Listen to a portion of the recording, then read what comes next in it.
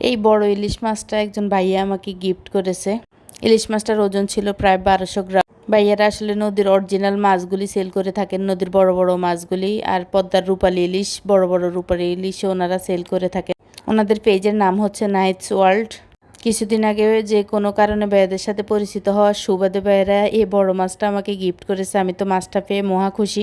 বাজার থেকে যত ইলিশ মাছ কিনে খাই, অরিজিনাল কিনা তা আসলে আমরা কেউ নিশ্চয়তা দিতে পারি না। তবে অরিজিনাল মাছটা পেয়ে তো আমি কয়েকটা আইটেম রান্না করতে চলে আসলাম।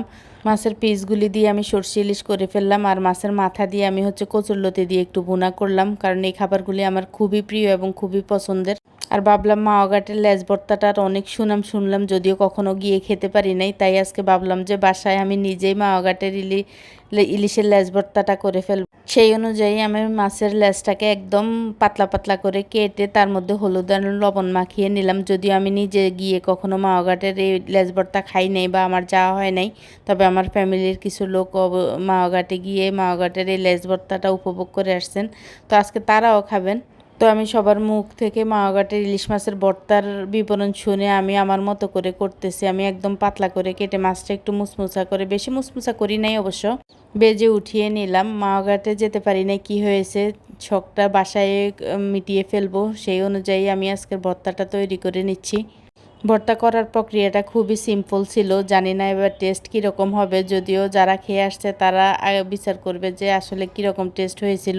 আমি এখানে গ্লাস দিয়ে মাছটা একটু থেতলে নিচ্ছি, যদিও ওদের কাছে শুনলাম এভাবেই নাকি গ্লাস দিয়ে থেতলে মাওঘাটে ভর্তা তৈরি করা হয়। তো আমার বাসা অবশ্য ওরকম গ্লাস ছিল না, আমি যেটা হাতের কাছে পেয়েছি এটা দিয়েই আমি থেতলে নিলাম। আর আমি এখানে মাছের কাঁটাগুলি একটু বেছে নিচ্ছি, যতই হোক ইলিশ মাছের কাঁটা যত ছোট করেই কাটিয়ে একটু বেছে নিচ্ছি, তারপরে আবার মাছগুলি একটু থেতলে নিচ্ছি। তারপর গুঁড়ো করা মরিচগুলি দিয়ে দিলাম, মরিচগুলি ভেজে আমি লবণ দিয়ে গুঁড়ো করে রেখেছিলাম সেটা দিয়ে দিলাম, পেঁয়াজ কুচি দিয়ে দিলাম, ধনেপাতা দিয়ে দিলাম, দিয়ে গ্লাস দিয়ে আবার সবকিছু একসাথে থেতলে নিচ্ছিলাম, সব একসাথে মিক্স করে নিচ্ছিলাম। কি বলেন, দেখে মনে হচ্ছে না একদম মাওঘাটের ভর্তা তৈরি হচ্ছে। আর এখানে আমি ইলিশ মাছ ভাজা যে তেলগুলি ছিল ওগুলি দিয়ে দিয়েছি, ওগুলি সরিষার তেল ছিল, যদিও আমি আগে বলতে ভুলে গিয়েছিলাম। তেল দিয়ে আমি পুরাটা একদম থেতলে থেতলে মিক্স করে নিয়েছিলাম, হাতে একটু মাখায়া নিলাম। মোটামুটি দেখতে আমার কাছে খুব লোভনীয় লাগতেছে, আপনাদের কাছে লাগছে না বলুন, কমেন্টে অবশ্যই জানাবেন। তো আমি খেতে চলে আসলাম, আর আমি মুখে দেওয়ার আগে ভাবতেছি আসলে কীরকম হবে।